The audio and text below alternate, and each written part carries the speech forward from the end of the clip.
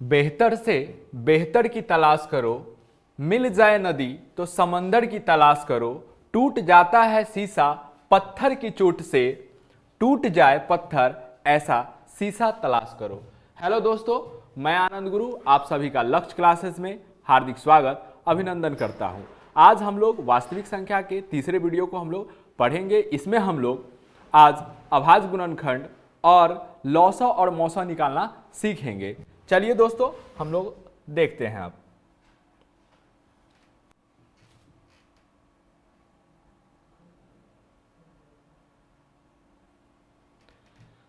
दोस्तों, अब हम लोग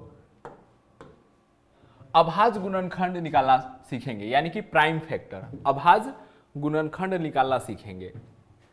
चलिए देखते हैं। सबसे पहले हम लोग सवाल से शुरुआत करते हैं। अभाज्य गुणनखंड, मान लीजिए कि कोई सवाल है। पहला प्रश्न है ये हमारा,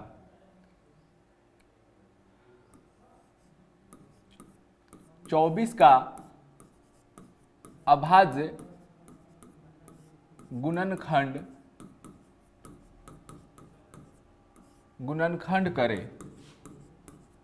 करे 24 का अभाज्य गुणनखंड करे।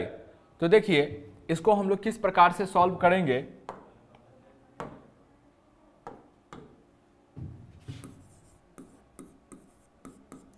चौबीस का क्या करना है, हम लोग को अभाज्य गुणनखंड करना है। तो यहां पे हम लोग क्या लिख लेंगे, 24 लिख लेंगे यहां पे, ठीक है। 24 के बाद हम लोग क्या करेंगे कि अब इसको हम लोग इसका गुणनखंड करेंगे। तो जिस प्रकार हम लोग एलसीएम में हम लोग संख्या एलसीएम जिस प्रकार से बनाते हैं, तो एलसीएम में होता क्या है कि दो संख्या यहाँ पे रहता है, दो से ज्यादा संख्या भी रह सकता है। लेकिन यहाँ पे अभाज्य गुणनखंड में क्या है कि सिर्फ एक ही संख्या रहेगा। तो इसमें हम लोग सबसे पहले किससे लगाएंगे, दो से लगाएंगे कि दो के पहाड़ा में 24, दो एकम दो, दो दूना 4। फिर दो से लगाएंगे तो ये कितनी बार में लगेगा, 6 बार में। फिर दो से लगाएंगे तो कितनी बार में लगेगा, 3 बार में। अगर अब फिर इसमें 3 से लगा दी तो कितनी बार में लगेगा, 1 से। तो इस प्रकार 24 का अभाज्य गुणनखंड क्या हो जाएगा, 2 गुने 2 गुने 2 गुने 3 गुने 1। तो इसको हम लोग इस प्रकार भी लिख सकते हैं कि 2 पर पावर 3, 2 पर पावर 2 3 बार है, तो इसको हम लिख सकते हैं 2 पर पावर 3 गुने 3 गुने 1। यही हमारा क्या हो जाएगा, 24 का क्या हो जाएगा, अभाज्य गुणनखंड हो जाएगा। 24 का क्या हो जाएगा, अभाज्य गुणनखंड। यानी कि अभाज्य गुणनखंड है क्या कि अगर कोई भाज्य संख्या है तो उसको अभाज्य संख्या के रूप में लिखना ही क्या है, अभाज्य गुणनखंड है। जैसे कि यहां पे आप देखिए,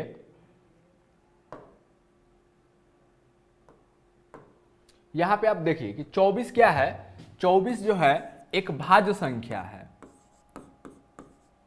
क्या है, एक भाज्य संख्या है 24। और इसको हम लोग किस संख्या के गुणनफल के रूप में लिख दिए, इसको हम लोग ना लिख दिए अभाज्य संख्या के गुणनफल के रूप में, अभाज्य संख्या के गुणनफल के रूप में, गुणनफल के रूप में इसको लिख दिया। तो यानी कि किसी अभाज्य संख्या को भाज्य संख्या के किसी भाज्य संख्या को अभाज्य संख्या के गुणनफल के रूप में व्यक्त करना ही अभाज्य गुणनखंड कहलाता है। किसी भाज्य संख्या को अभाज्य संख्या के गुणनफल के रूप में ही व्यक्त करना अभाज्य गुणनखंड कहलाता है। हम लोगों ने 24 का अभाज्य गुणनखंड करके देखा कि किस प्रकार से 24 का हम लोग अभाज्य गुणनखंड करेंगे। चलिए यहां पे हम लोग एक और सवाल हम लोग लेकर देखते हैं। जैसे मान लीजिए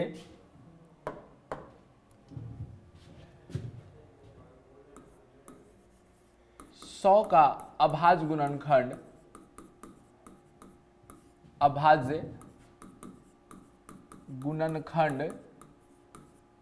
करे। 100 का क्या करना है, अभाज्य गुणनखंड करना है। चलिए अब हम लोग 100 का अभाज्य गुणनखंड करते हैं। देखिए 100 क्या है, 100 एक भाज्य संख्या है, तो इस भाज्य संख्या को अभाज्य संख्या के गुणनफल के रूप में अगर हम व्यक्त कर दे तो यही हमारा क्या हो जाएगा, 100 का अभाज्य गुणनखंड कहलाएगा। जैसे देखिए 100 है, ये भाज्य संख्या है, इसको अब अभाज्य संख्या के गुणनफल के रूप में हमको लिखना है। तो हम लोग क्या करेंगे कि 100 लिख लेंगे, यहां लगाएंगे इसमें भाग, तो कितना से लग जाएगा इसमें भाग, 2 से लग जाएगा। 2 से क्या बार में, 50 बार में ये लग जाएगा। फिर 2 से लगेगा कितनी बार में, 25 बार में। फिर 2 से नहीं लगेगा। अब 3 से चेक करना है, तो 3 से चेक करने के लिए हम लोग क्या करेंगे, इसको जोड़ के देखेंगे। अगर जोड़ने पर ये 3 के पहाड़ा में आ जाएगा तो यह 3 से पूर्णतः विभाजित हो जाएगा, लेकिन यह 3 के पहाड़ा में जोड़ने पर 5 और 2 7, 3 के पहाड़ा में नहीं आएगा। 4 से चेक करने के लिए हम लोग क्या देखेंगे, 4 से चेक करने के लिए हम लोग यह देखेंगे कि इसके लास्ट में 2 गो 0 है, या इसके लास्ट अंक का, संख्या के लास्ट 2 अंक अगर 4 से कट रहे हैं तो वह पूरी संख्या 4 से क्या हो जाएगी, पूर्णतः विभाजित हो जाएगी। तो 4 से भी नहीं कटेगा, 5 से ही कट जाएगा। 5 से 5, फिर 5 से लगाएंगे तो क्या बार में, 1 बार में लग जाएगा। चलिए, तो इसका मतलब है कि 100 का जो हम लोग अभाज्य गुणनखंड किए, कितना आया, 2 गुने 2 गुने 5 गुने 5 गुने 1। तो इसको हम लोग लिख सकते हैं 2 पर पावर 2 गुने 5 पर पावर 2 गुने 1। चलिए, ये तो हो गया कि 100 का अभाज्य गुणनखंड करना अगर रहेगा तो हम लोग इस प्रकार से कर लेंगे। इसी में इस प्रकार से भी प्रश्न पूछे जाते हैं कि मान लीजिए इसी प्रश्न में इस प्रकार से प्रश्न रहते कि 100 का अभाज्य गुणनखंड, अभाज्य गुणनखंड करने पर 5 का अधिकतम घात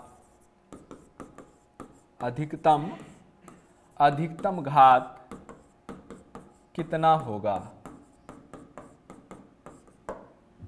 मान लीजिए ऑप्शन अगर दे दिया जाए इस प्रकार, 1, option B 2, option C 3, option D 4। तो देखिए हम लोग सवाल बना चुके हैं, सिर्फ इसमें क्या क्या किया गया है, लैंग्वेज चेंज किया गया है। अगर कहता है कि 100 का अभाज्य गुणनखंड करे तो इस प्रकार से हम लोग बनाते, इतना हमको बनाना ही पड़ता, ठीक है। और यह कार्य हम लोग सामने करेंगे, रफ में इस कार्य को नहीं करेंगे। अभाज्य गुणनखंड करने वाला जो सवाल होगा तो उसको जब हम बनाएंगे तो इधर सवाल बनाएंगे, और ये जो रफ वाला एरिया है इसमें, इसको हम यहीं पे लिखेंगे, ये रफ नहीं है, यहीं पे इसको हम बनाएंगे। अब हम लोग क्या करते हैं कि अब इस प्रकार से यही सवाल है कि 100 का अभाज्य गुणनखंड करने पर 5 का अधिकतम घात कितना होगा, 5 का अधिकतम घात कितना होगा। तो हम लोग इस प्रकार अभी करके देखे हैं कि 100 का अगर अभाज्य गुणनखंड किए तो आया 2 गुने 2 गुने 5 गुने 5 गुने 1, यानी कि 2 पर पावर 2 गुने 5 पर पावर 2 गुने 1।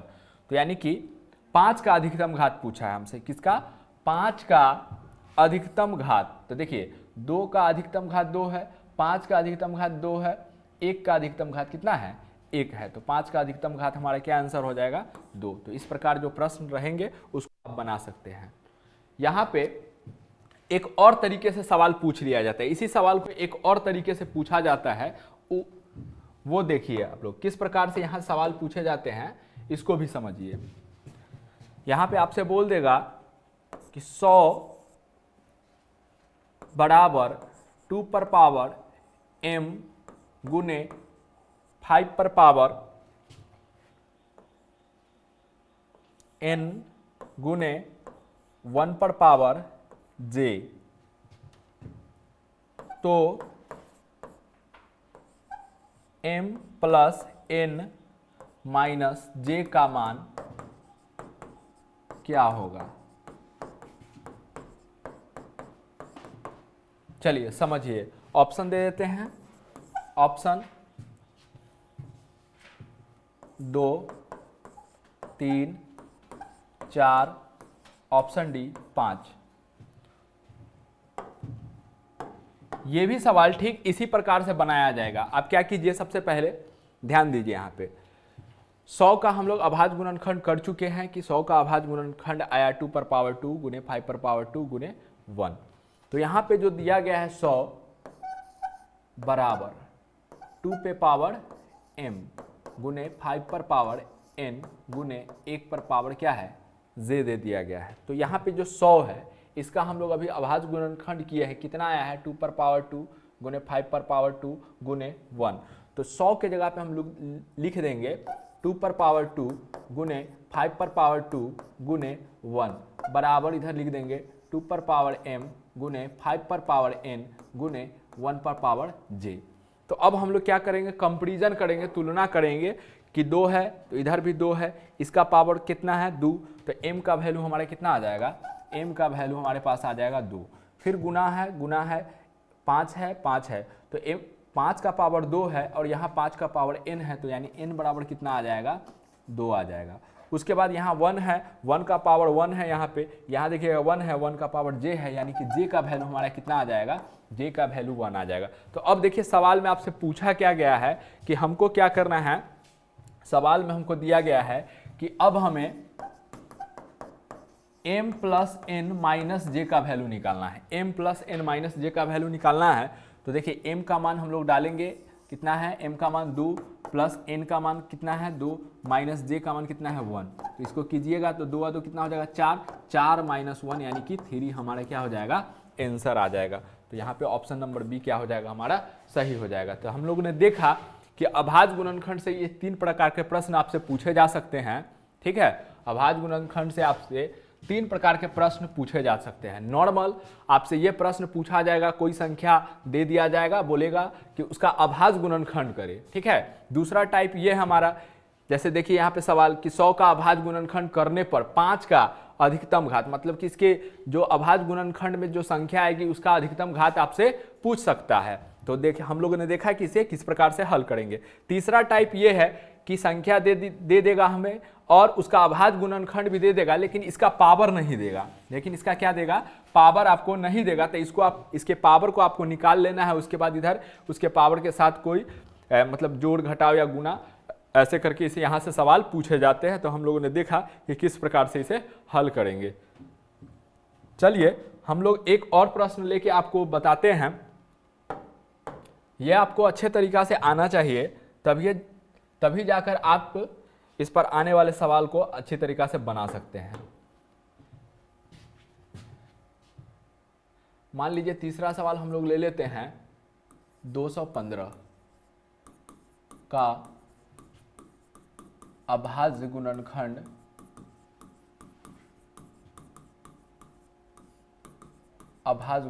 करे। चलिए अब इसको हम लोग बनाते हैं। देखिए 215 का हम लोग को क्या करना है, अभाज्य गुणनखंड। 215 एक कैसी संख्या है, तो 215 एक भाज्य संख्या है, क्योंकि इसमें एक और स्वयं से तो भाग लग जाएगा, इसके अलावा इसमें अन्य संख्या यानी जैसे कि 5 से भी इसमें भाग लग जाएगा पूरा, इसका मतलब यह भाज्य संख्या है। तो इसी भाज्य संख्या को अभाज्य के गुणनफल के रूप में अगर व्यक्त कर देंगे तो वही इसका अभाज्य गुणनखंड कहलाएगा। चलिए हम लोग इधर लिखते हैं, संख्या 215 है, इसको हम लोग अब करते हैं।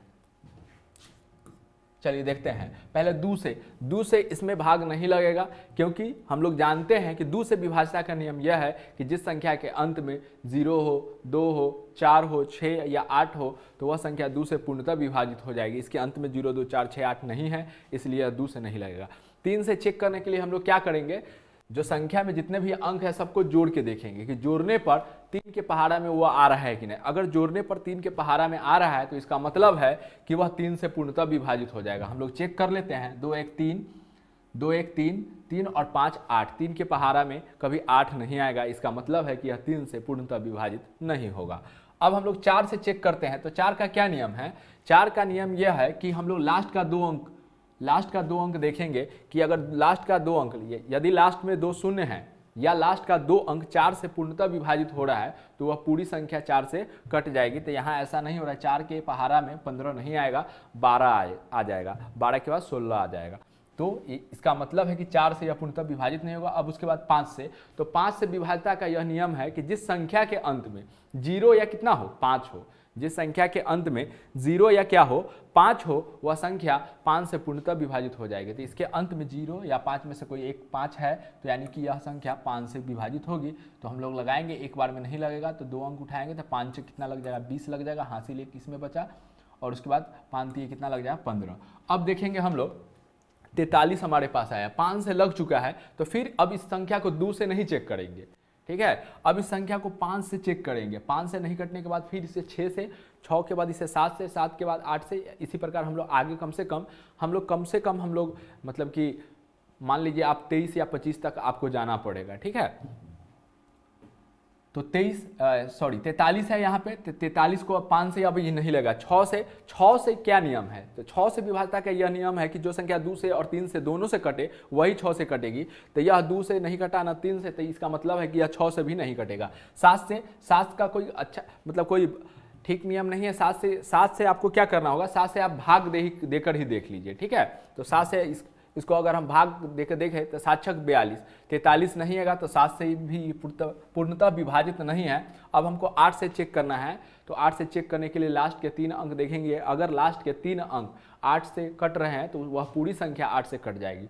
9 का नियम यह है, अब यहाँ पे ये 8 से नहीं कट रहा है, 8 पर 40, 8 छक 48, 8 से भी नहीं कटेगा। 9 का क्या नियम है, 9 का नियम यह है कि संख्या के अंकों को जोड़ के देखिए, अगर जोड़ने पर 9 के पहाड़ा में वो आ जाए तो वह पूरी संख्या किससे 9 से पूर्णतः विभाजित हो जाएगी। तो इसको जोड़ेंगे, 4 3 7, 9 के पहाड़ा में नहीं आया, 7 जो है 9 के पहाड़ा में नहीं आएगा। इसका मतलब है कि यह जो संख्या 43 है वह 9 से नहीं विभाजित होगा पूर्णतः। उसके बाद है 10, तो 10 का यह नियम है कि जिस संख्या के अंत में शून्य हो, जिस संख्या के अंत में क्या हो, शून्य हो, 1 शून्य हो या 2 3 या 4 या इससे भी ज़्यादा लास्ट में शून्य हो, तो वह पूरी संख्या 10 से विभाजित हो जाएगी, ठीक है। अब हम लोग 11 से देख लेते हैं। 11 का नियम है, देखिए पूरा जो नियम है हम आपको बेसिक के जो डिवीजन का क्लास होगा उसमें हम आपको एक्सप्लेन करके बहुत अच्छा तरीका से समझा देंगे, ठीक है। अभी हम लोग प्रश्न बना रहे हैं तो मौखिक रूप से ही हम लोग देख रहे हैं, ठीक है। उसके बाद अगर बेसिक का जो वीडियो आएगा भाग का डिवीजन का, उसमें हम लोग इसको अच्छे तरीका से एक्सप्लेन करेंगे। तो 11 से अगर नॉर्मली हम लोग भाग देकर देखते हैं तो 11 33, 11 चौक 44, 11 से भी नहीं लगेगा, 12 से भी नहीं लगेगा, 13 से 13 26, 13 39, 13 चौक 52, ये नहीं लगने वाला है, ठीक है। 43 जो है और आगे तक इसको चेक करेंगे, कम से कम आपको हम बोले कि 23 तक कम से कम आपको चला जाना है। उसके बाद देखेंगे नहीं लगा तो इसका मतलब वो नहीं लगेगा, ठीक है। आगे बहुत बड़ा होगा लेकिन हमको कम से कम 23 तक चेक कर लें। चलिए, अब ये संख्या नहीं लगेगा तो इसका मतलब है कि 215 का हमारा अभाज्य गुणनखंड कितना आ गया, 5 गुने 43। और फिर इसको अगर हम चाहेंगे तो 43 से हम लोग एक बार में लगा सकते हैं ये, तो 43 गुने 1, तो यही हमारा क्या हो जाएगा, आंसर हो जाएगा। तो इस प्रकार से हम लोग अभाज्य गुणनखंड निकालते हैं। उम्मीद करते हैं कि आपको यह अभाज्य गुणनखंड निकालना समझ में आ गया होगा। अब आप आसानी से किसी भी संख्या का अभाज्य गुणनखंड निकाल सकते हैं। चलिए दोस्तों, अब हम लोग आगे चलते हैं।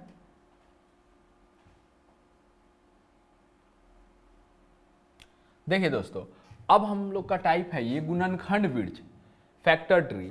गुणनखंड वृक्ष से कैसे प्रश्न रहते हैं, उसे हम लोग किस प्रकार से हल करते हैं, ये हम लोग देख लेते हैं।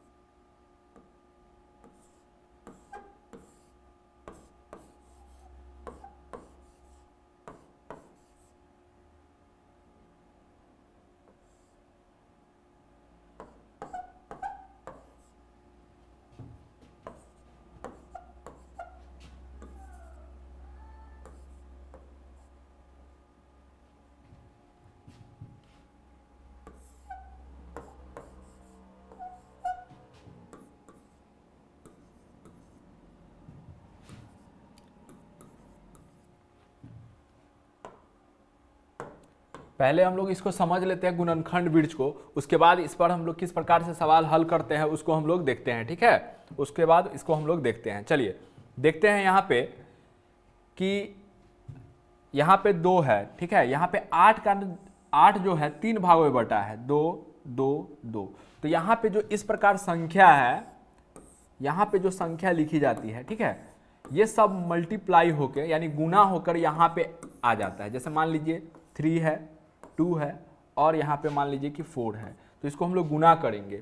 कि 4 4 दूना 8, 8 का 8, 8 दूनी 16, 8 3 24। तो यहाँ पे कितना आएगा 24, यानी कि तीनों का मल्टीप्लिकेशन कहाँ जाएगा, ऊपर जाएगा। तीनों का मल्टीप्लिकेशन करके यानी कि गुना करके तीनों ऊपर जाएगा। ठीक इसी प्रकार देखिए यहाँ पे कि 2 2 दूना 4, 4 दूना 8, तो 8 कहाँ चल गया, यहाँ पे ऊपर जाएगा। ठीक है, यहाँ पे आप देखिएगा कि ये गुणनखंड वृक्ष है, यहाँ पे 5 और 2 है, तो 5 2 दोनों गुना होके कहाँ चला जाएगा, ऊपर, यानी कि 10 यहाँ पे आ गया। अब देखिए, अब यहाँ नीचे वाला पोर्शन आपका समाप्त हो चुका है। ये पोर्शन क्या हो गया, ये पोर्शन नीचे वाला पोर्शन आपका समाप्त हो गया। अब आप ऊपर आइए कि यहाँ पे 8 बटा हुआ है और 10, तो देखिए 8 10 हमने आपको समझाया कि अगर कोई 2 बॉक्स है या 3 बॉक्स है, अगर इस प्रकार से है तो यहाँ पे गुना करके हम लोग यहाँ पे लिखेंगे। जैसे मान लीजिए ए यहाँ पे है और बी यहाँ पे है, तो दोनों को गुना करके ए बी हम लोग यहाँ पे लिखेंगे। ठीक है, तो अब 8 और 10 हमारे पास बचा। अब हमारे पास क्या बचा, 8 और 10, तो 8 में 10 से गुना होकर ऊपर जाएगा, तो 8 दाएंगे कितना हो जाएगा 80। तो यहाँ तक मेरा कंप्लीट हो गया, अब इसका कोई काम नहीं है यहाँ पे।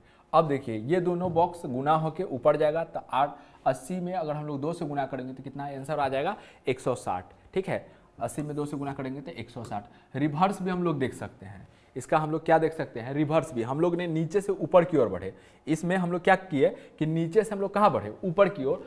कुछ प्रश्न में ऐसे भी होंगे जहां ऊपर से आपको नीचे की ओर आना होगा, जैसे कि समझिए यहाँ पे 160 है, 80 है, मान लीजिए ये आपको नहीं दिया जाता, ये 2 था, लेकिन आप समझिए कि यहाँ पे 2 नहीं है और यहाँ पे वाटर रहता है, चाहे ए रहता, आपसे ए का मान पूछता, आपसे किसका मान पूछता, ए का मान। तो इसको हम लोग किस प्रकार से बनाएंगे, देखिए आपको मालूम है कि ये दोनों बॉक्स, जो इस प्रकार के जो बॉक्स होते हैं, इस प्रकार के जो दोनों बॉक्स होते हैं, ये दोनों मल्टीप्लाई होके यानी गुना होके ऊपर जाते हैं, यानी ए गुने बी बराबर ए बी। ठीक इसी प्रकार से 80 गुने ए, यहाँ हो जाएगा 80 गुना ए बराबर कितना हो जाएगा 160।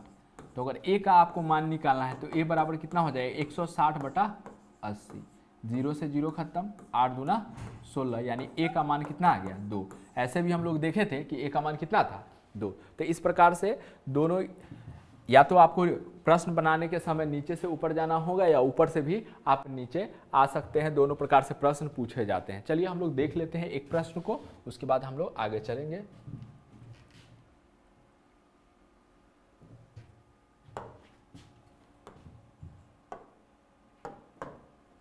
चलिए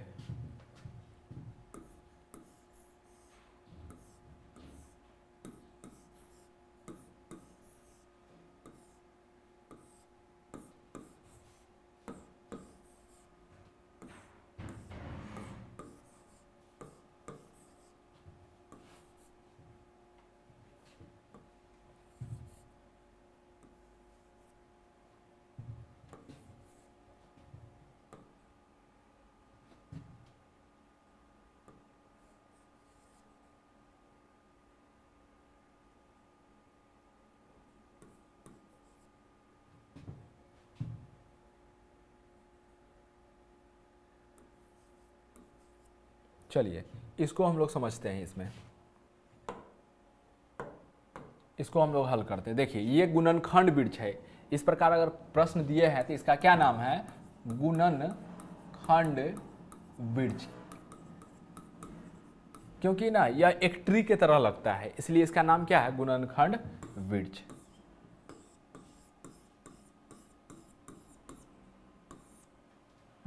गुणनखंड वृक्ष। चलिए अब हम लोग देखते हैं इसको किस प्रकार से हल करेंगे। हमने आपको बताया था कि कभी आपको नीचे से ऊपर जाना होगा या कभी ऊपर से नीचे आना होगा, दोनों चीज आपको समझा चुके। चलिए देखते हैं इसको हल करके। हमें मालूम है क्या कि जब 2 बॉक्स यहाँ पे ए और बी है अगर, तो दोनों गुना होके कहाँ लिखाएगा, यहाँ ऊपर में लिखाएगा। दोनों जाके यहाँ से यहाँ पे, जहाँ पे दोनों एक साथ मिलेगा वहाँ पे गुना होके लिखाएगा। चलिए तो 2 और 2, तो ये दोनों जाके कहाँ गुना होगा, ऊपर। 2 और 2, तो ए का मान हमारा कितना आ गया 4, 2 और 2 4, तो ए का मान कितना आ गया 4 आ गया।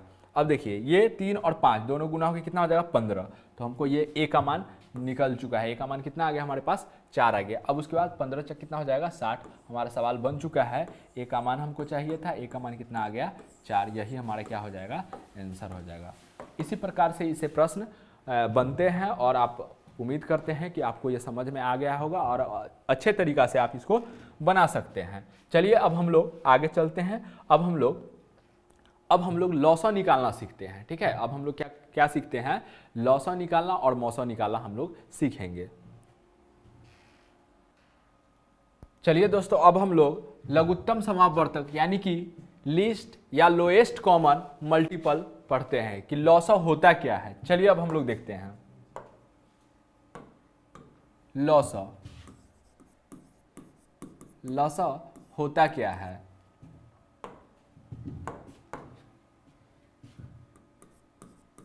वह छोटी संख्या जो दिए गए संख्याओं से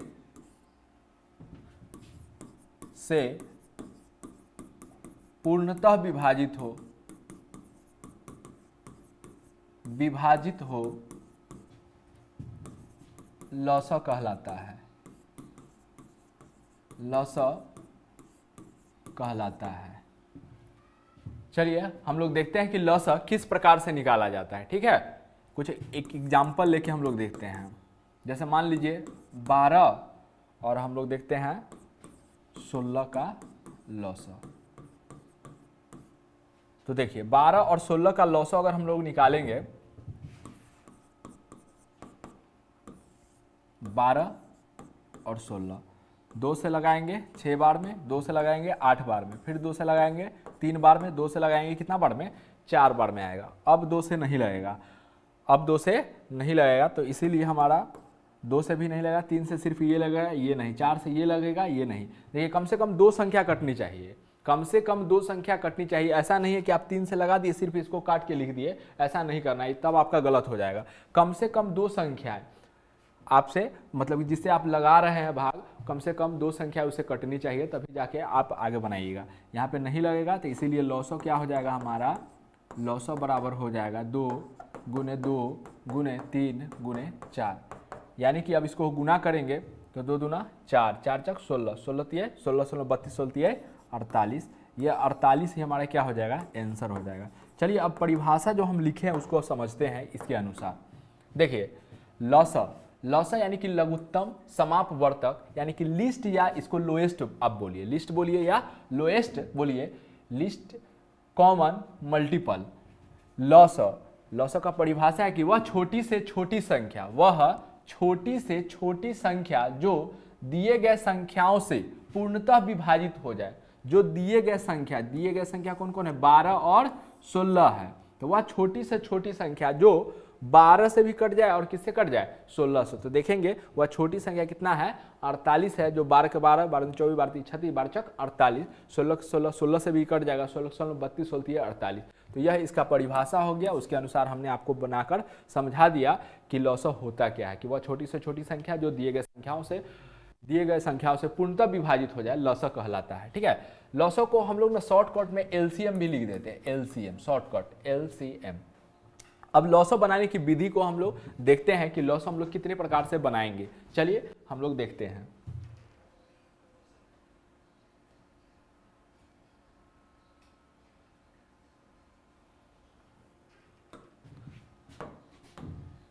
देखिए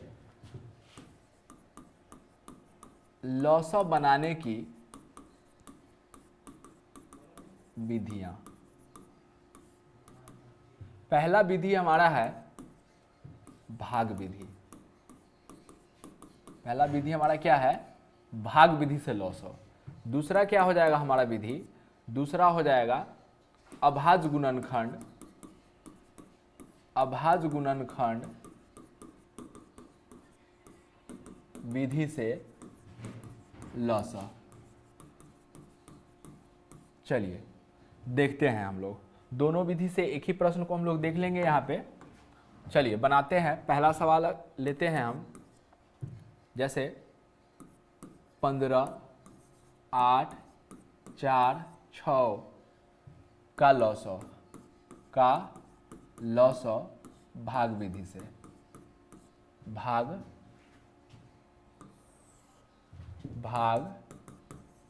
विधि से, भाग विधि से निकाले।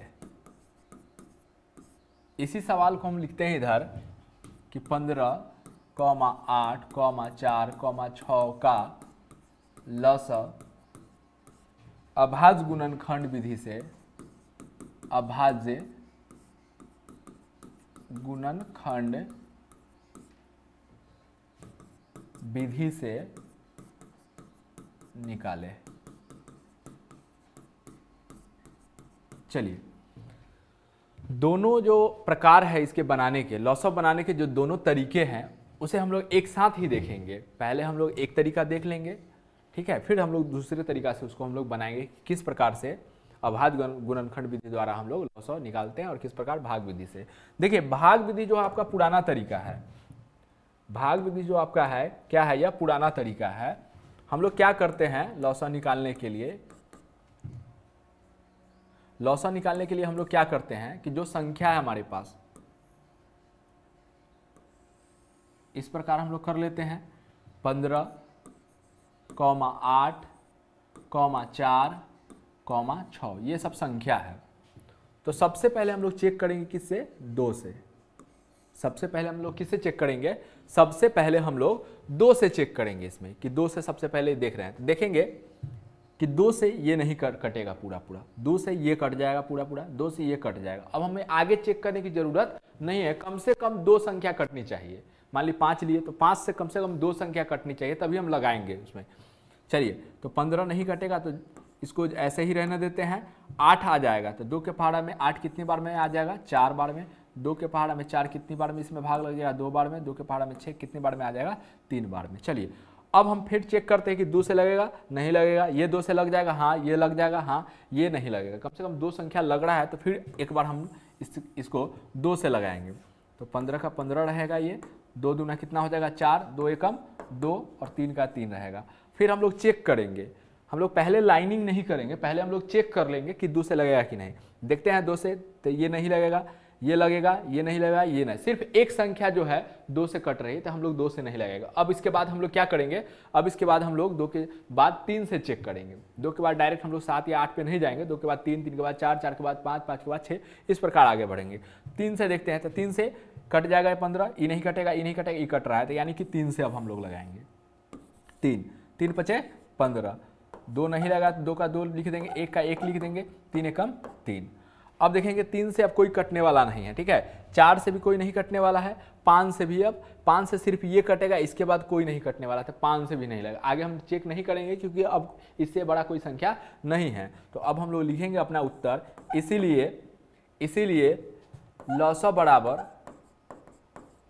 लॉसअप बराबर कितना हो जाएगा, बाहर जो संख्या है सबको हम लोग गुना कर देंगे।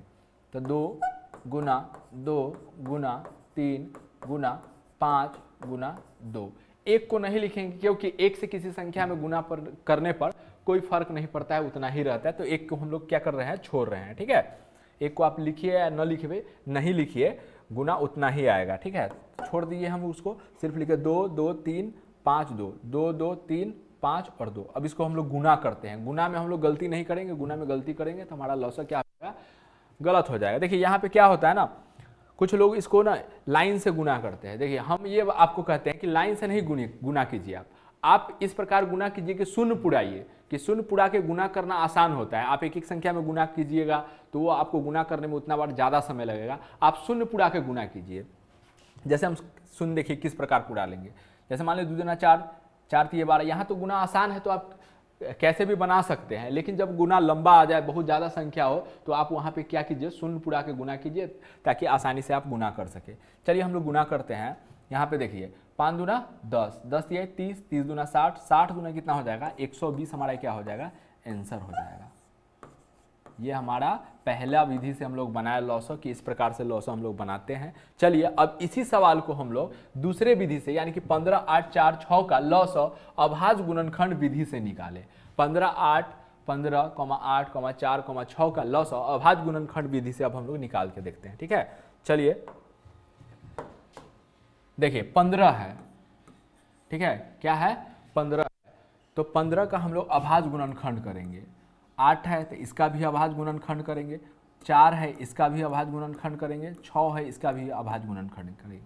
चलिए करते हैं इधर 15 का अभाज्य गुणनखंड करते हैं तो इसको हम लोग कितना से लगाएं, 3 से 5, फिर 5 से लगाएंगे तो कितना आएगा, 1 आ जाएगा। तो यानी कि 15 का अभाज्य गुणनखंड क्या आया, 1 गुने 3 गुने 5, ये आया।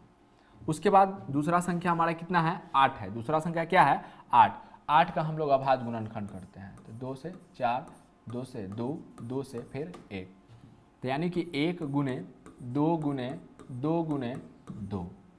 अब 4 का करते हैं तो 4 का देखिए किस प्रकार से करेंगे, 4 2 से 2, फिर 2 से 1, तो यानी कि 1 गुने 2 गुने 2।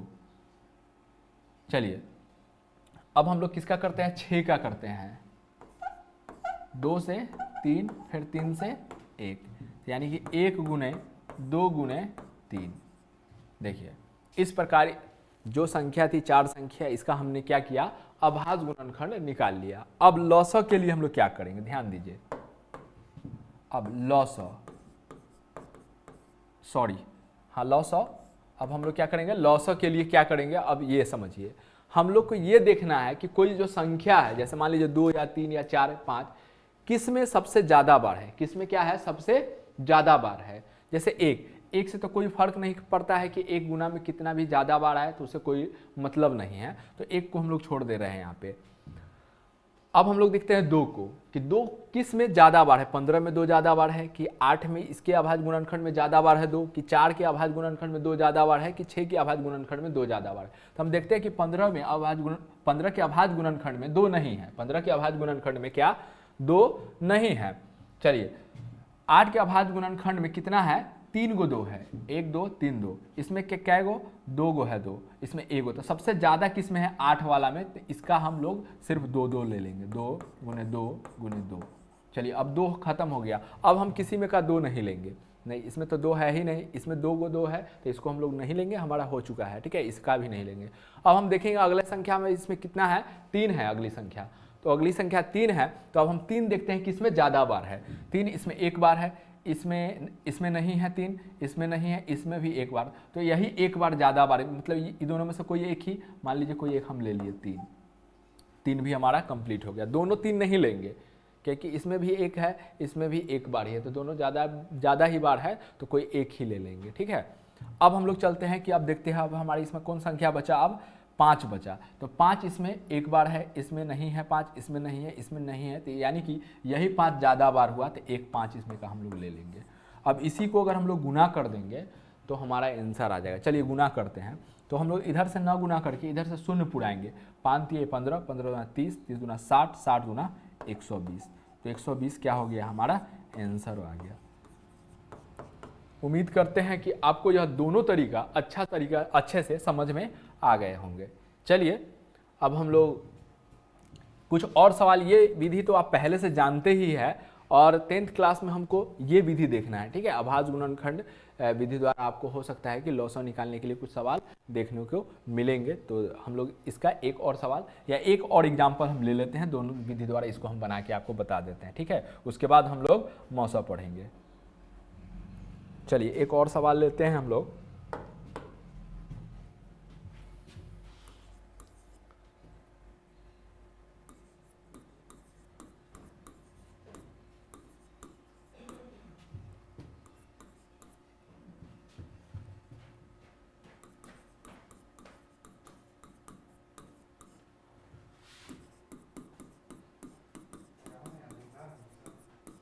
भाग विधि से,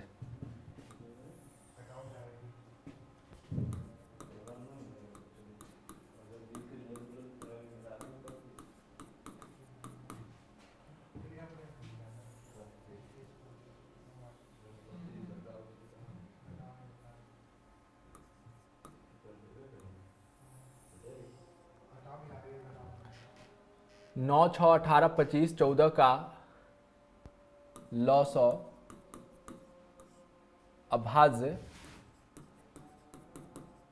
गुणनखंड विधि से,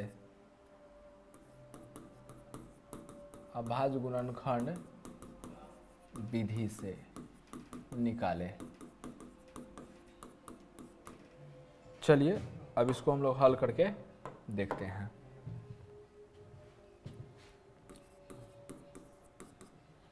नौ 6 18 25 14 का लॉस ऑफ भाग विधि से। तो भाग विधि के लिए हम लोग क्या करते हैं, इस प्रकार लिख लेते हैं। ये लॉसों का चिन्ह हो गया 9, 6, 18, 25, 14। इसका हमारा क्या करना है, लॉसा निकालना है। तो सबसे पहले हम 2 से लगाएंगे। सबसे पहले हम लोग किससे लगाएंगे, 2 से लगाएंगे। तो देखते हैं 2 से लगाकर, 2 से ये नहीं लगाएगा, ये लग जाएगा, ये लग जाएगा। आगे चेक करने की कोई ज़रूरत नहीं है, आगे जो लगेगा उसको लगा देंगे, चेक नहीं करना है। चलिए अब हम लोग देखते हैं 2 के पहाड़ा में 9 नहीं आएगा तो 9 का 9 लिख देंगे। 6 2 के पहाड़ में 6 3 बार में आ जाएगा। 2 के पहाड़ में 18 कितने बार में आ जाएगा, 9 बार में। 2 के पहाड़ में 25 नहीं आएगा तो इसको ऐसे ही लिख देते हैं। 2 के पहाड़ में 14 कितने बार में आ जाएगा, 7 बार में।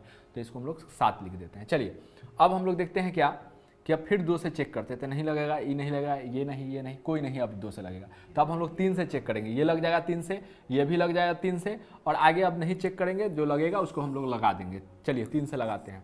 3 तिहाई 9 आ जाएगा, 3 एकम 3 आ जाएगा, 3 तिहाई 9 आ जाएगा। 25 का 25 ही रहेगा, ये नहीं लगेगा 3 से, 7 का 7 ही रहेगा। चलिए आगे अब हम लोग देखते हैं, फिर 3 से ये लग जाएगा। तो फिर एक बार और 3 से लगाएंगे हम लोग, 3 एकम 3, फिर 1 का 1 रहेगा, 3 एकम 3, और ये 25 नहीं लगेगा, फिर 7 का 7 ही रहेगा। अब आगे देखेंगे 4 से अब कोई नहीं लगने वाला है, ठीक है। 4 से अब कोई नहीं लगेगा, ठीक है। अब 5 से लगाएंगे, तो 5 से देखेंगे, अब 5 से भी कोई नहीं लगने वाला है। 5 से भी अब कोई नहीं लगने वाला है, क्लियर। 5 से भी कोई नहीं लगने वाला है। अब देखते हैं 6 से भी कोई नहीं लगेगा, 7 से भी कोई नहीं लगेगा। अब डायरेक्ट किससे लगेगा, देखिए 5 से आप सोचिएगा कि 25 लगा देते, तो 25 सिर्फ एक ही संख्या है, हम तब तक नहीं लगाएंगे जब तक हमको 2 संख्या नहीं मिले, ठीक है। इसलिए हम लोग 25 को नहीं लगाए 5 से, ठीक है। तो अभी किसी से नहीं लगने वाला है, तो अब इसको हम छोड़ देते हैं ऐसे ही। इसीलिए लॉसो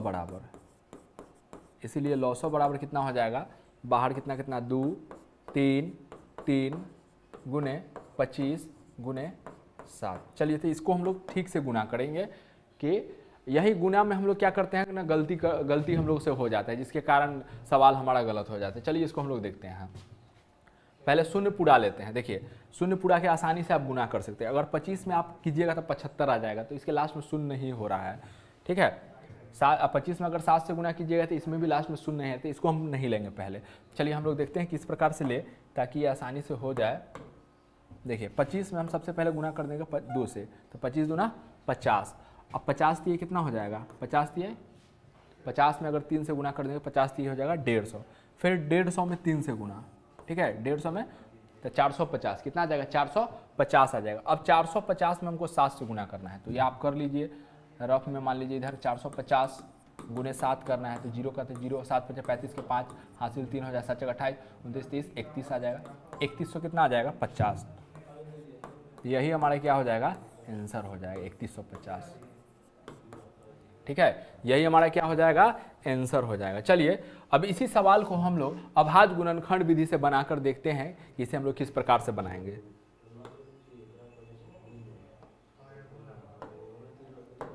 देखिए सबसे पहला संख्या है 9, तो इसका हम लोग अभाज्य गुणनखंड करते हैं। तो 9 का करेंगे तो 3 से लगेगा 3, फिर 3 से कितना आ जाएगा 1, यानी 9 का आ गया 1 गुने 3 गुने 3। चलिए दूसरा संख्या है 6 का आप कीजिएगा, 6 का अभाज्य गुणनखंड, तो 2 से 3, फिर 3 से कितना आ जाएगा 1, यानी कि 1 गुने 2 गुने 3। उसके बाद 18 है, उसके बाद कितना है 18, तो 18 का अगर हम लोग करेंगे तो 2 से 9, फिर 3 से 3, फिर 3 से कितना आ जाएगा 1 आ जाएगा हमारा। तो इसका मतलब है 18 का अभाज्य गुणनखंड कितना आया, 1 गुने 2 गुने 3 गुने 3 आया। चलिए अब हमारे पास संख्या है 25। 25 का अभाज्य गुणनखंड आप कीजिएगा, 25 का अगर अभाज्य गुणनखंड कीजिएगा आप तो कितना से 5 से 5, फिर 5 से 1, यानी कि 25 का कितना आ जाएगा 1 गुने 5 गुने 5 आ जाएगा, ठीक है। अब उसके बाद कितना है 14 का अगर आप लोग कीजिएगा 2 से 7, फिर 7 से आप कीजिएगा तो 1 आ जाएगा, 7 से कीजिएगा तो कितना आ जाएगा 1 आ जाएगा। तो 1 गुने 2 गुने 7।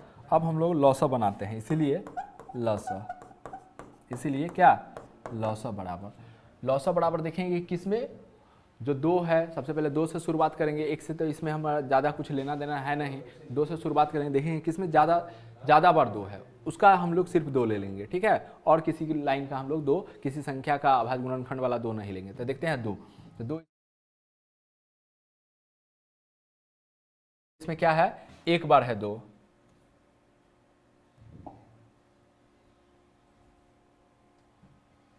दो इसमें कितना बार है, 2 इसमें एक बार है, ठीक है। और इसमें भी 2 एक बार है, इसमें भी 2, तो ये हमारे लिए सबसे ज़्यादा बार यही एक आ जाएगा, यही एक 2 आ जाएगा। चलिए अब 3 देखते हैं, इसमें 2 बार है, इसमें एक बार है, ठीक है। इसमें 3 2 बार है, तो 3 ज़्यादा बार कितना बार है, 2 बार, 3 गुने 3। चलिए अब उसके बाद हम लोग देखते हैं 4 तो कहीं है नहीं। अब देखते हैं हम लोग 5 किसमें ज़्यादा बार है, ठीक है। 5 देखते हैं किसमें ज़्यादा, इसमें नहीं है 5, इसमें नहीं है, इसमें है 2 बार, इसमें कितना बार है, 2 बार, तो यही हमारे लिए ज़्यादा बार हो गया। 5 के बाद देखते हैं और कोई संख्या है क्या। 5 के बाद अब हमारे पास 7 है, तो एक ही 7 है, तो यही हमारे लिए ज़्यादा बार है। तो अब इसको हम लोग क्या करेंगे, गुना कर देंगे। इसको हम लोग क्या कर देंगे, गुना कर देंगे, तो हमारा आंसर क्या हो जाएगा, आ जाएगा, ठीक है। अब हम लोग गुना करते हैं, तो सबसे पहले हम लोग 0 पूरा के गुना करेंगे तो आसान रहेगा। 50 25 25 दूना 50, 50 तिहाई कितना हो जाएगा, 150, और 150 में 3 से गुना करेंगे तो 450 आ जाएगा। फिर 450 में हम लोग 7 से गुना करेंगे, तो 450 में अगर हम लोग 7 से गुना करेंगे तो फिर हमारा कितना आ जाएगा, 3150 हमारा आंसर आ जाएगा। देखिए दोनों विधि से हम आपको बना के बता दिए हैं कि भाग विधि से आप लोग किस प्रकार बनाइएगा और अभाज्य गुणनखंड विधि से हमको किस प्रकार बनाना है। चलिए अब हम लोग मौसों की ओर चलते हैं, देखते हैं कि मौसों को हम लोग किस प्रकार से हल करेंगे।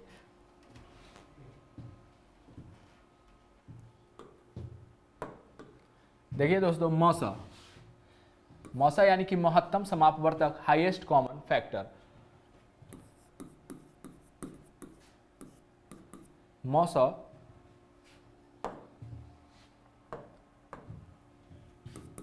वह बड़ी से बड़ी संख्या जो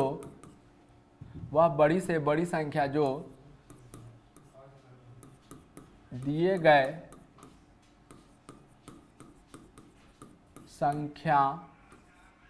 संख्याओं को, वह बड़ी से बड़ी संख्या जो दिए गए संख्याओं को पूर्णतः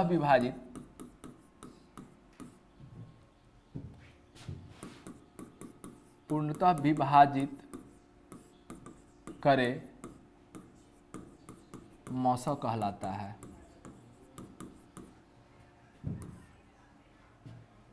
मौसा कहलाता है। चलिए एग्जाम्पल हम लोग देख लेते हैं। जैसे मान लीजिए कि हम लोग देखते हैं 3 और 15 का मौसा, 3 और 15 का क्या मौसा। तो हम लोग जानते हैं कि मौसा बनाने के लिए हम लोग 3 लिखेंगे, फिर 15, 3 5 15, कट गया एक ही बार में, तो इसीलिए मौसा हमारा कितना हो गया, मौसा हमारे लिए हो गया कितना, 3। तो यही हमारा आंसर हो गया। चलिए एक और एग्जांपल लेते हैं, देखते हैं। जैसे मान लीजिए 12, 3 4 6 9 का मौसा। देखिए 12 तो छोटी संख्या 12 है, तो 12 लिखेंगे, और 3 4 6 9 ये लिख दिए। अब इससे हम लोग भाग देंगे। मौसा के लिए हम लोग बता चुके हैं आपको कि पहले हम भाग बनाएंगे, कि एक स्टेप पूरा भाग बना लेंगे, फिर दूसरा स्टेप, फिर तीसरा स्टेप, इस प्रकार करके हम लोग मौसा बनाते हैं। सिर्फ अंतर यह है कि हम लोग लाइन से बनाते चलेंगे। चलिए देखिए 12 से 3 में नहीं लेगा, 2 अंक ले लेंगे, तो 12 दूना 24, 12 3 36, 36 नहीं लेगा, 12 दूना 24 लग जाएगा। 4 में से 4 गया तो 0, 3 में से 2 गया तो 1।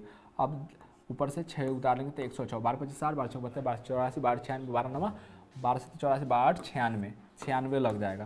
तो 6 में से 6 गया 0, 10 में से 9 गया तो 1 आ जाएगा। फिर 12 नमा कितना लग जाएगा, 108 लग जाएगा। 12 नमा कितना लग जाएगा, 108, तो 1 आ जाएगा हमारा, कितना आ जाएगा 1।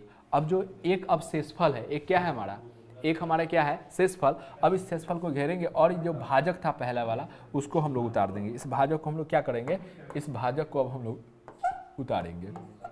अब इस भाजक को हम लोग उतार दिए हैं, तो एक के देखिए 1 एकम 1 पहले लगाएंगे, फिर उसके बाद 2 एकम 2 लगा देंगे। अब कट गया, किससे कटा, पूर्णतः 1 से कटा। किससे कटा, पूर्णतः 1 से कटा। इसलिए इसलिए हमारा मौसा कितना आया, हमारा मौसा कितना आया 12 और 34 69 का मौसा हमारा कितना आया 1 आया। यह हमारा आंसर हो गया। तो इस प्रकार से हम लोग बनाते हैं। चलिए आगे अब हम लोग चर्चा करते हैं कि मौसों को कितने भी तरीके से हम लोग हल करते हैं। चलिए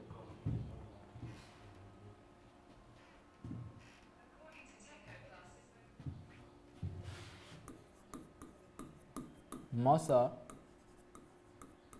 हल करने की 2 विधियां हैं। पहला भाग विधि, दूसरा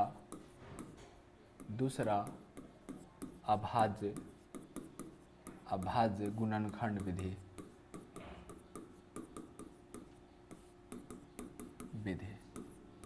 चलिए दोनों विधि से हम लोग बना के देखेंगे सवाल को।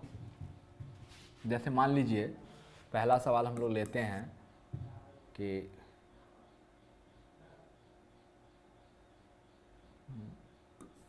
7 4 6 9 8 का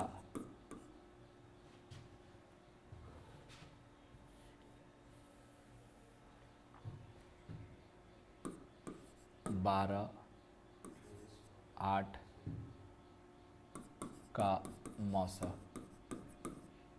अब इसी सवाल को दोनों विधि से हम लोग बनाकर देखेंगे। पहले हम लोग छोटी छोटी संख्या को हल कर रहे हैं, उसके बाद हम लोग आगे देख लेंगे इससे बड़ी संख्याओं को। देखिए इसको हम लोग भाग विधि से बना रहे हैं। इधर कौन सा विधि से बनाएंगे, गुणनखंड विधि से, अभाज्य गुणनखंड, अभाज्य गुणनखंड विधि से इधर बनाएंगे। ठीक है, चलिए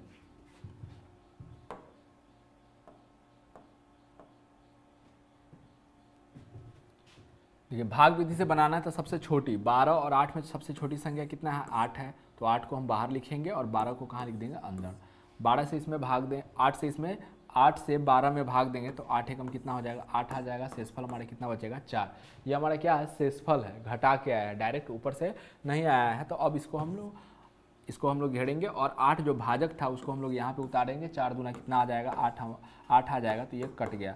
तो किस भाजक से कटा, तो कटा हमारा किससे, 4 से। तो इसीलिए हमारा मौसा क्या हो जाएगा, इसीलिए हमारा मौसा हो जाएगा, मौसा बराबर 4 हमारा आंसर हो जाएगा। यह हमारा क्या हो जाएगा, आंसर हो जाएगा। तो अब हमने इसको दूसरा विधि से, जो अभाज्य गुणनखंड विधि है, उसके द्वारा इसको हम लोग बना कर देखते हैं कि किस प्रकार से इसको हम लोग हल करेंगे। इधर हमने भाग विधि से देखा था। तो हमारे पास संख्या कितना है, 12 और 8 का मौसा निकालना है। ठीक है, तो 12 और 8 है।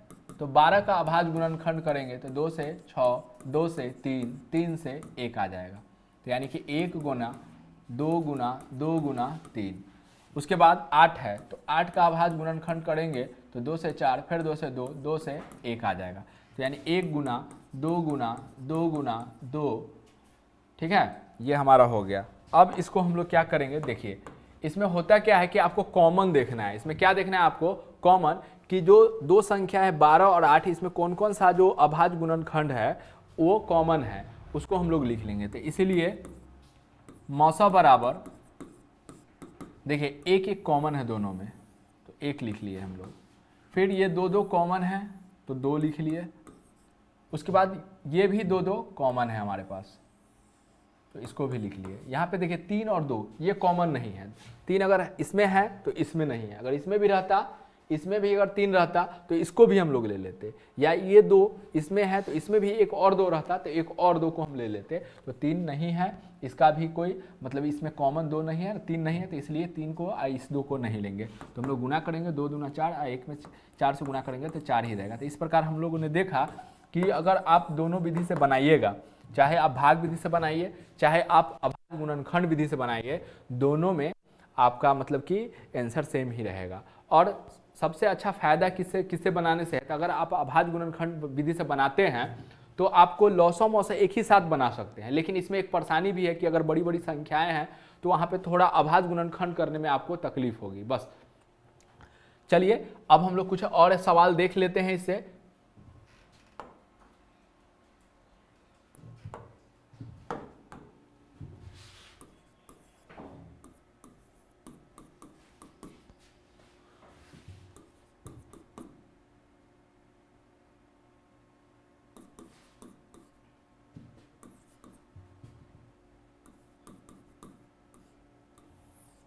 चलिए इधर हम लोग देखेंगे भाग विधि से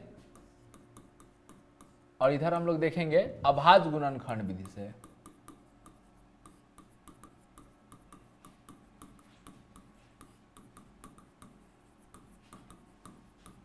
अभाज्य गुणनखंड विधि से। चलिए देखिए, भाग विधि से अगर आपको बनाना है, भाग विधि से अगर आपको बनाना है तो सबसे पहले दो छोटी छोटी संख्या लीजिए। तो 18, 15 और 27 है, तो सबसे छोटी संख्या पहले 15 है, तो 15 और 18 का पहले सब मौसा निकालिए। तो 15 और 18 का निकालेंगे, 15 कम 15, 3 आ जाएगा, 3 आ जाएगा। फिर इसको हम लोग 15 को लिखेंगे यहाँ पे, 3 पचे 15 आ जाएगा हमारा। तो इस प्रकार मौसा हमारा क्या आया, 18 और 15 का मौसा क्या आया, इसका मौसा हमारा कितना आया, 3 आया मौसा। अब फिर हम लोग निकालेंगे 3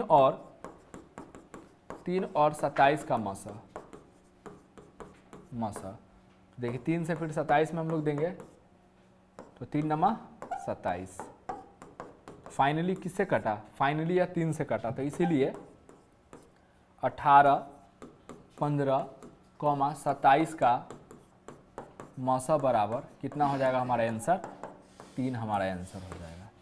तो भाग विधि से हम लोग इस प्रकार से बनाते हैं। ठीक है, अब आइए अभाज्य गुणनखंड विधि में हम लोग किस प्रकार से मौसा बनाते हैं ये देखते हैं हम लोग।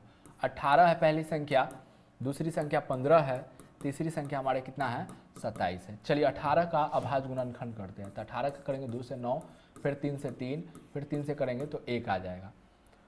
15 का अगर हम करते हैं तो 15 का 3 से 5, 5 से 1 आ जाएगा। उसके बाद 27 का करते हैं तो ये 3 से लगेगा, 3 नंबर 27, फिर 3 से 3 और फिर 3 से कितना आ जाएगा, 1 आ जाएगा। यानी कि 18 का आया 2 गुने,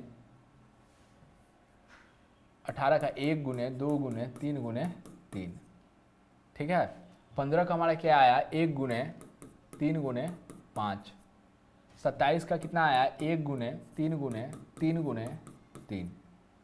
ठीक है, चलिए इसीलिए अब हमको क्या निकालना है, मौसा निकालना है। क्या निकालना है, मौसा निकालना है। ठीक है, मौसा देखेंगे कॉमन। मौसम में हमको क्या देखना है, कॉमन देखना है। तो देखिए एक तीनों संख्या में, तीनों में अब मिलाएंगे 18, 15 और 27, ये तीनों में दिखेंगे इसके अभाज्य गुणनखंड में कि एक एक तीनों में है, कॉमन है, तो 1 आ जाएगा।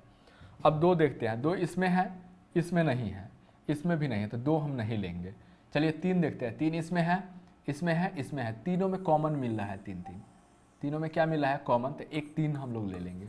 अब चलिए ये 3 इसमें है, इसमें नहीं है, इसमें है, तो इसमें है लेकिन इसमें क्या है, नहीं है 3, तो हम 3 नहीं ले सकते। इसमें है लेकिन इसमें नहीं है, इसलिए 3 नहीं लेंगे।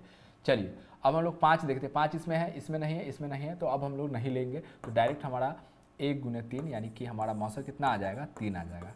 देखिए अगर इस संख्या का लौसा बनाना होता तो यहाँ पे आपको दोबारा से बनाना होता, लेकिन अभाज्य गुणनखंड में एक फ़ायदा क्या है कि आप जो अभाज्य गुणनखंड किए हैं इसी की मदद से आप क्या बना सकते हैं, इसका मौसा बनाना था लेकिन इसका आप लौसा भी इससे निकाल सकते हैं, इसी अभाज्य गुणनखंड से।